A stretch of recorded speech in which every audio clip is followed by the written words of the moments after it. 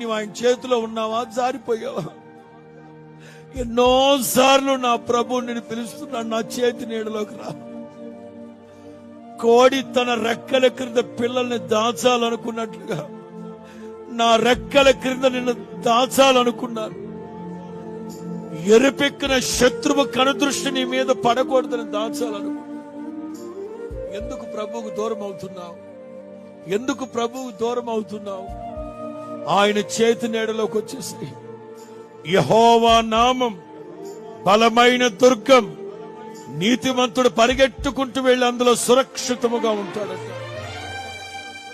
లోతు కుటుంబాన్ని మన ఎదుట ఉంచి మాట్లాడాడు ఆయన.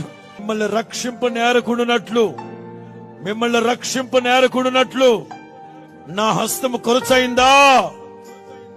యెహోవా హస్తం కొరచైందా? నా దీర్ఘశాంతం తగ్గిందా?